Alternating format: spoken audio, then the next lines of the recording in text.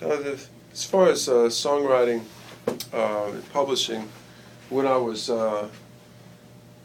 20, I was in a band and we went to Nashville, and there was a guy that in the band. We were going there to be famous, of course, but there was a guy in the band that he had a lot of sense, and he wrote songs and sought out publishing houses. And in Nashville, they have all these publishers, and you get with them, you show them your song. They might purchase one of your songs for a very cheap price, and then they will shop it to the various big country stars. And if you happen to get one of your songs on a record, like there's this guy that I was in a group with has been on several pretty big records. Say somebody that published a song that got pitched to George Strait, for example, and it became a hit. They make money for life, with that.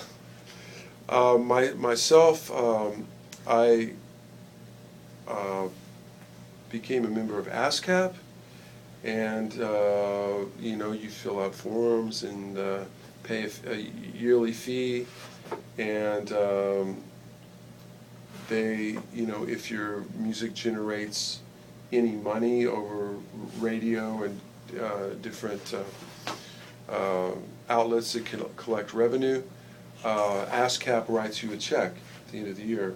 If you don't generate, you continue to write them checks or let it go by the wayside. I let mine lapse. I never made any money through ASCAP. Also, there's BMI, and they do a similar thing, publishing. But if you look at your CDs or whatever, that frequently under the song it lists the who wrote it, BMI Publishing, ASCAP. They're the two guys that do the majority of it, as far as I know. Also, in making CDs, like of course I've made been a part of making CDs locally, and if you have your own songs, it's become relatively easy to get a copyright. All you really have to do is on the CD put the copyright symbol next to your song, and you have copyright protection by the federal government just by doing that. If you're going to cover somebody else's song, you have to contact, it's been my experience, the Harry Fox Agency, and they do everybody. So if you tell them, it's a little bit on the honor system, but you don't want to get in trouble. But you tell them how many CDs you're going to produce, say 1,000, and and what cover songs, and then they calculate it very fast. You give them the money, and then you're okay for a few years. There's I think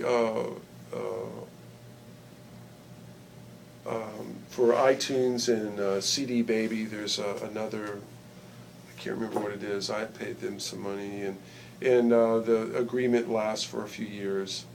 Since I don't sell many of my own CDs, very few actually, I don't keep up with this stuff very carefully.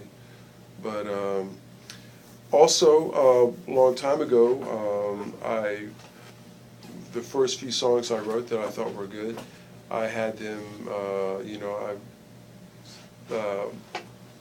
the Library of they're in the Library of Congress, and you can get the forms and make a lead sheet, fill out some forms. I think there might be a small fee, like $10 per song.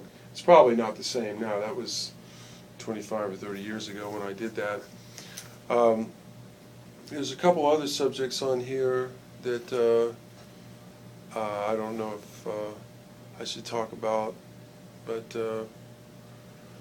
I see one that says artist management, and that to me is it could be very beneficial, but it's a good chance that you'll get ripped off if you do it, unless you have your wife or your son or something be your manager.